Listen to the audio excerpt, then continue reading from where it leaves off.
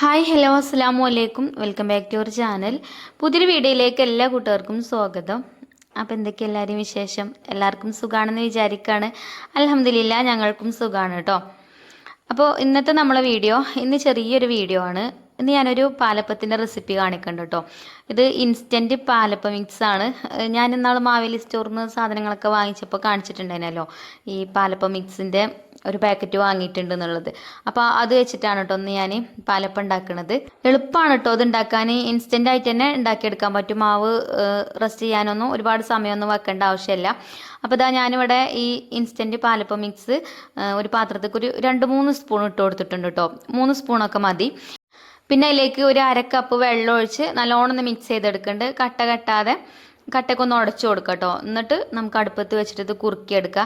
നമ്മൾ തരി കാച്ചുക എന്നൊക്കെ പറയില്ലേ, നമ്മളവിടെയൊക്കെ അങ്ങനെയാണ് കേട്ടോ പറയല്. നമ്മൾ പാലപ്പത്തിന് മാവ് പച്ചരി അരച്ചാണ്ട് ഉണ്ടാക്കുമല്ലോ. അപ്പോൾ ഇന്ന് ഒരു 2 സ്പൂൺ മാവ് എടുത്തിട്ട് നമ്മൾ വെള്ളത്തിൽ കലക്കി മിക്സ് ചെയ്തിട്ട് ഇതേപോലെ അടുപ്പത്ത് വെച്ച് കുറുക്കിയെടുക്കും. അതിന് തരി കാച്ചുക കേട്ടോ നമ്മൾ പറയാറ്.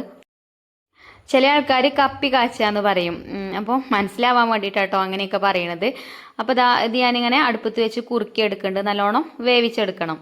അപ്പോൾ കൈ വിടാതെ ഇളക്കി കൊടുക്കണം, അല്ലെന്നുണ്ടെങ്കിൽ അടിയിൽ പിടിക്കും. ഇങ്ങനെ തരി കാച്ചി നമ്മൾ പാലപ്പം ഉണ്ടാക്കുമ്പോഴേ നല്ല സോഫ്റ്റ് ആയിട്ടുള്ള പാലപ്പം കിട്ടും കേട്ടോ. അതേപോലെ തന്നെ പിന്നെ ചോറ് ചേർക്കേണ്ട ആവശ്യമില്ല. അപ്പോൾ ഇത് ആയിട്ടുണ്ട് കേട്ടോ. അപ്പം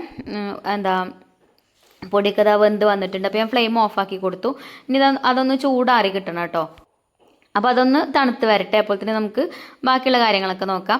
അപ്പോൾ ഞാനിതാ മിക്സിൻ്റെ ഒരു ജാർ എടുത്തിട്ട് അതിലേക്ക് ഇത് 1/2 കപ്പാണ് കേട്ടോ. അപ്പോൾ ഞാൻ 1/2 കപ്പിന് 1 കപ്പ് പൊടിപ്പതിലേക്ക് ഇട്ട് കൊടുത്തു. പിന്നെ അതേപോലെ ഒരു പ്രാവശ്യം കൂടി 2 പ്രാവശ്യം കൂടെ ഇട്ടിട്ടുണ്ട്. അപ്പോൾ ഒരു 1/4 കപ്പ് അരിപ്പൊടിയാണ് കേട്ടോ ഞാൻ അതിലേക്ക് എടുത്തിട്ടുള്ളത്.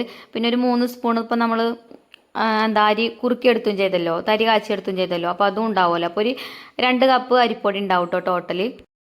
അരിപ്പൊടിയല്ല, പാലപ്പം മിക്സ് കേട്ടോ. അപ്പോൾ അതിലേക്ക് ചേർത്ത് കൊടുത്തിട്ട് പിന്നെ അതിലേക്ക് ആവശ്യത്തിന് വെള്ളം ഒഴിച്ച് കൊടുത്തിട്ടുണ്ട്. വെള്ളം കുറേശ്ശെ ഒഴിച്ചിട്ട് ഇതേപോലെ സ്പൂൺ വെച്ചിട്ട് ഒന്ന് മിക്സ് ചെയ്തെടുത്താൽ മതി. അപ്പോൾ നമുക്കറിയാം വെള്ളത്തിൻ്റെ കണക്ക്. അരിപ്പൊടി ഇങ്ങനെ കുതിർന്ന് വരുന്ന ആ ഒരു ഇത് നമുക്കറിയാമല്ലോ. അപ്പോൾ കറക്റ്റ് വെള്ളത്തിൻ്റെ അളവൊന്നും ഞാൻ പറയണില്ല കേട്ടോ. അപ്പോൾ അതൊക്കെ നിങ്ങൾ നോക്കിയിട്ട് ചെയ്യുക.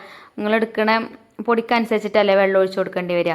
പിന്നെ തേങ്ങാപ്പാൽ ഒഴിച്ചാലും മതി, വെള്ളം ഒഴിക്കാതെ. ഞാനിപ്പോൾ വെള്ളമാണ് ഒഴിച്ചിട്ടുള്ളത്. പിന്നെ കുറച്ച് തേങ്ങ ചിരവിയത് അതിലേക്ക് ഇട്ട് കൊടുത്തിട്ടുണ്ട്. തേങ്ങൻ്റെ അളവും അതേപോലെ തന്നെ നമുക്ക് കൂട്ടിയും കുറച്ചൊക്കെ എടുക്കാം. ഞാനിവിടെ ഒരു 1/2 കപ്പ് തേങ്ങ തന്നെ എടുത്തിട്ടുള്ളൂ.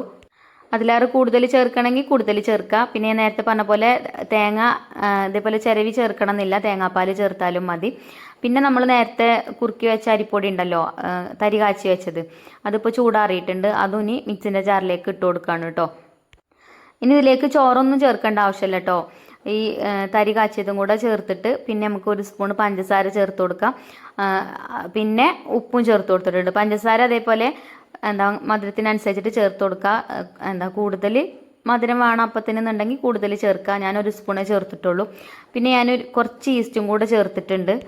കുറച്ചേ ചേർത്തിട്ടുള്ളൂ കേട്ടോ. നിങ്ങൾ വീഡിയോയിൽ കണ്ടില്ലേ, ഞാൻ ആ ഒരു ബോട്ടിലിൻ്റെ അടപ്പ് കണ്ടില്ലേ നിങ്ങൾ, ചെറിയ അടപ്പാണ്. ആ ഒരു അടപ്പിന് ചെറിയൊരു അടപ്പിനെ ചേർത്തിട്ടുള്ളൂ കേട്ടോ. പിന്നെ അത് അരച്ചെടുത്തു. ഇനി ഇതാ നമുക്കൊരു ബൗളിലേക്ക് മാറ്റി കൊടുക്കാം.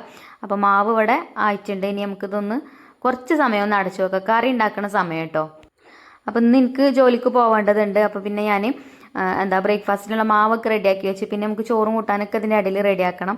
ചോറ് അപ്പുറത്ത് അടുപ്പിൽ വെച്ചിട്ടുണ്ട്. ഇനി ചോറ് വാർത്ത് വെച്ചിട്ടുണ്ട്. പിന്നെ ഞാൻ ചോറിനുള്ള കൂട്ടാൻ ഉണ്ടാക്കിയിട്ട് വേഗം ഇന്ന് മീൻകറിയാണ് ഉണ്ടാക്കിയത്. മീൻകറി ഉണ്ടാകുമ്പോൾ പിന്നെ പ്രത്യേകിച്ച് ഉപ്പേരിയൊന്നും വേണമെന്നില്ല. മീൻകറിയും കൂട്ടിയിട്ട് തന്നെ നമുക്ക് അങ്ങനെ കഴിക്കുക. അത്യാവശ്യം എരിവും പുളിയൊക്കെ ഇട്ടിട്ടുള്ള നല്ല അടിപൊളി ഒരു മീൻകറി ഉണ്ടാക്കിയിട്ടുണ്ട് കേട്ടോ. അപ്പോൾ അതുമായി പിന്നെ പാലപ്പത്തേക്കുള്ള കറി ഉണ്ടാക്കിയിട്ടുണ്ട്. അത് മുട്ടക്കറിയാണ് കേട്ടോ ഉണ്ടാക്കിയത്. എളുപ്പം ഉണ്ടാക്കാൻ പറ്റുന്ന ഒരു മുട്ടക്കറി ഉണ്ടാക്കിയത്. അപ്പോൾ അതൊന്നും റെസിപ്പിയൊന്നും കാണിച്ചിട്ടില്ല. അപ്പോൾ ഒരു അരമണിക്കൂറൊക്കെ കഴിഞ്ഞിട്ടുണ്ട് നമ്മളിപ്പോൾ മാവ് റെസ്റ്റ് ചെയ്യാൻ വെച്ചിട്ട് കേട്ടോ. അപ്പോൾ അപ്പോഴത്തേന് കണ്ടോ മാവ് ഇതാ പൊങ്ങി വന്നിട്ടുണ്ട്. ഇനിയിപ്പോൾ കുറച്ച് സമയം കൂടിയൊക്കെ വെക്കുകയാണെങ്കിൽ ഇതിലേറെ പൊങ്ങി വരും. അപ്പോൾ കുറച്ച് കൂടുതൽ സമയമൊക്കെ റെസ്റ്റ് ചെയ്യാൻ വെക്കുകയാണെങ്കിൽ 1 മണിക്കൂർ 1.5 മണിക്കൂറൊക്കെ വെക്കുകയാണെങ്കിൽ പിന്നെ ഈസ്റ്റ് ചേർക്കേണ്ട ആവശ്യമില്ല. അപ്പോൾ ഇതാട്ടോ ഇനി നമുക്ക് പാലപ്പം ചുട്ടെടുക്കാം. പാലപ്പത്തിൻ്റെ ചട്ടി ഞാൻ അടുപ്പത്ത് വെച്ചിട്ടുണ്ട്. നമ്മൾ ഈ പാലപ്പ ചട്ടിയിലേ പാലപ്പം മാത്രം ചുട്ടെടുക്കാൻ വേണ്ടിയിട്ട് എടുക്കണം കേട്ടോ. ഞാൻ ഇപ്പോൾ മക്കളൊക്കെ കുക്കിംഗ് തുടങ്ങിയണല്ലോ, കുക്ക് ചെയ്യാൻ തുടങ്ങിയിട്ടുണ്ട്. അപ്പോൾ ഓരെന്തെങ്കിലുമൊക്കെ ഉണ്ടാക്കുമ്പോൾ ചിലപ്പോൾ ഇതിലുണ്ടാക്കും. അപ്പോൾ ഈ ഒരു ചട്ടിയിൽ നിന്ന് അപ്പം കിട്ടാൻ പ്രയാസമാവും. അങ്ങനെ വേറെ എന്തെങ്കിലുമൊക്കെ നമ്മൾ കുക്ക് ചെയ്താൽ പാലപ്പം തന്നെ ചുട്ടെടുക്കുകയാണെങ്കിൽ അങ്ങനെ പിന്നെ ചട്ടിൻ്റെ അടിയിൽ ഒട്ടി പിടിക്കൊന്നുമില്ല, എളുപ്പം നമുക്ക് എടുക്കാൻ കിട്ടും. അപ്പോൾ നമ്മൾ ഒറ്റയ്ക്ക് കിച്ചണിൽ യൂസ് ചെയ്യുമ്പോൾ നമ്മൾ അങ്ങനെ ശ്രദ്ധിച്ച് സൂക്ഷിച്ചൊക്കെ ചെയ്യും. അപ്പോൾ ഇപ്പോൾ മക്കളും കൂടെ കുക്ക് ചെയ്യാൻ തുടങ്ങിയപ്പോഴേ ഓല് പിന്നെ അങ്ങനത്തെ നോട്ടൊന്നുമില്ല, ഓൽക്ക് എന്ത് ചട്ടിയാണ് കിട്ടണമെന്ന് വെച്ചാൽ ആ ചട്ടിയിൽ അങ്ങനെ ഉണ്ടാക്കും കേട്ടോ. അപ്പോൾ ഇതാട്ടോ പാലപ്പത്തിൻ്റെ മാവ് ഞാൻ ഒഴിച്ചു കൊടുത്തിട്ടുണ്ട്, എന്നിട്ടൊന്ന് ചുറ്റിച്ചു കൊടുത്ത് അടച്ചു വെച്ചിട്ടുണ്ടതിന്. അപ്പം വെന്തിട്ടുണ്ട് കണ്ടോ. ചിലപ്പോൾ ഞാൻ കൈ കൊണ്ട് എടുക്കലുണ്ട് കേട്ടോ അതൊന്ന്. അപ്പോൾ ചെറുതായിട്ട് ഇങ്ങനെ ചട്ടിയിൽ ഇങ്ങനെ ഒരു ഒട്ടി പിടിക്കണ പോലെ തോന്നും, നമുക്ക് കുറച്ചും റിസ്ക് എടുത്ത് എടുക്കണം. അതിൻ്റെ പാലപ്പച്ചട്ടിൻ്റെ പ്രശ്നമാണ് കേട്ടോ, അല്ലാതെ നമ്മുടെ മാവിൻ്റെ പ്രശ്നമല്ല. അതുകൊണ്ടാണ് ഞാൻ പ്രത്യേകിച്ച് എടുത്ത് പറഞ്ഞത്. അപ്പോൾ നല്ല സോഫ്റ്റ് ആയിട്ടുള്ള നല്ല ടേസ്റ്റി ആയിട്ടുള്ള പാലപ്പാണ് കേട്ടോ. ഇതേപോലെ പാലപ്പം മിക്സ് വാങ്ങിയാണ്ട് പാലപ്പം ചുടാത്തവരൊന്ന് ഉണ്ടാക്കി നോക്കുകൊണ്ടി. നമ്മൾ പച്ചരി വെച്ചിട്ട് മാവ് ഉണ്ടാക്കിയാലും ഇതേപോലെ തന്നെ നല്ല രീതിയിൽ തന്നെ നമുക്ക് പാലപ്പം കിട്ടും. എപ്പോഴും ഒരേ രീതിയിലാവണ്ടല്ലോ. ചിലപ്പോൾ ഉണ്ടല്ലോ നമ്മൾ വീട്ടമ്മമാർക്ക് അരിയൊക്കെ തലേ ദിവസം വെള്ളത്തിലിടാൻ മറക്കണ ദിവസങ്ങളൊക്കെ ഉണ്ടാവുമല്ലോ. അങ്ങനത്തെ ദിവസങ്ങളിലൊക്കെ അതേപോലെ പാലപ്പം പൊടിൻ്റെ മിക്സ് ഉണ്ടെന്നുണ്ടെങ്കിൽ നമുക്ക് എളുപ്പം ഉണ്ടാക്കാൻ പറ്റും പാലപ്പം. അതുപോലെ തന്നെ ഫ്ലോപ്പായി പോവില്ല, നല്ല രീതിയിൽ തന്നെ കിട്ടുകയും ചെയ്യും. ചട്ടി ചൂടായതിന് ശേഷം നമ്മൾ മാവ് ഒഴിച്ചു കൊടുക്കുമല്ലോ, മാവ് ഒഴിച്ചു കൊടുത്തിട്ട് പിന്നെ ഫ്ലെയിം കുറച്ച് കൊടുക്കണം കേട്ടോ, അല്ലെങ്കിൽ ചിലപ്പം അപ്പം കരിഞ്ഞു പോകാനൊക്കെ ചാൻസ് ഉണ്ട്. കുറച്ച് കുറഞ്ഞ തീയിലിട്ടിട്ട് അങ്ങനെ വേവിച്ചെടുത്താൽ മതി. അതേപോലെ ചുറ്റിച്ചെടുക്കുന്ന സമയത്ത് ചട്ടി കൂടുതൽ ചൂട് ഉണ്ടെന്നുണ്ടെങ്കിൽ ഇങ്ങനെ ചുറ്റിച്ചെടുക്കുമ്പോൾ നമുക്ക് ആ ഒരു കനം കുറഞ്ഞ് കിട്ടൂല. അപ്പോൾ മീൻകറി ആയിട്ടുണ്ട്, പിന്നെ അതേപോലെ മുട്ടക്കറി ഉണ്ടാക്കിയിട്ടുണ്ട്. അപ്പോൾ അതിൻ്റെ ഒന്നും റെസിപ്പി ഞാൻ കാണിച്ചിട്ടില്ല. ഞാൻ പറഞ്ഞല്ലോ ഒന്ന് എനിക്ക് പുറത്ത് പോകാനുണ്ട് കേട്ടോ. പുറത്ത് പോകാനല്ല, നമ്മളെ ജോലിക്ക് തന്നെയാണ് പോകാനുള്ളത്. ഇന്ന് ഓഫീസിൽ നിന്ന് ഒരാൾ വരും, അപ്പം നമ്മളെ സ്റ്റോക്കൊക്കെ ചെക്ക് ചെയ്യാനാണ് കേട്ടോ. HSOമാരെ വീടുകളിലുള്ള സ്റ്റോക്കും കാര്യങ്ങളൊക്കെ ചെക്ക് ചെയ്യാനൊക്കെ ഒരാൾ വരും. അപ്പോൾ ഓരും കൊണ്ട് ഓരോ വീടുകളിലൊക്കെ പോകണം. അപ്പോൾ അപ്പോഴത്തേന് നമ്മൾ കുക്കിങ്ങും കാര്യങ്ങളൊക്കെ തീർക്കണം. അപ്പം മുട്ടക്കറി ഉണ്ടാക്കി, പിന്നെ പാലപ്പൊക്കെ ആ ഒരു സമയമൊക്കെ ആയപ്പോഴത്തേന് ചുട്ട് കഴിഞ്ഞിട്ടുണ്ടേനും. പിന്നെ ചോറിന് മീൻകറി ഉണ്ടാക്കിയിട്ടുണ്ടല്ലോ, അത് മതിയിട്ടൊന്ന്. പിന്നെന്താ നമുക്ക് ബ്രേക്ക്ഫാസ്റ്റ് അയക്കനി. അപ്പോൾ ഞാൻ 2 പാലപ്പം എടുത്തിട്ടുണ്ട്. എനിക്ക് നല്ല ഇഷ്ടപ്പെട്ടിട്ട് ഈ ഒരു പാലപ്പം. പിന്നെ മധുരമൊക്കെ കൂടുതൽ ചേർക്കേണ്ടവർക്ക് ചേർക്കുക. ഞാൻ 1 സ്പൂണേ മധുരത്തേക്ക് ചേർത്തിട്ടുള്ളൂ, നമ്മൾ കറിയും കൂട്ടിയിട്ടല്ലേ കഴിക്കണത്. മുട്ടക്കറി നല്ലൊരു കോമ്പിനേഷൻ തന്നെയാണ് കേട്ടോ ഈ ഒരു പാലപ്പത്തേക്ക്. ഏത് കറിൻ്റെ കൂടെ വേണേലും കഴിക്കാം. അപ്പം ഞാനിപ്പം മുട്ടക്കറി ഉണ്ടാക്കിയെന്നുള്ളൂ.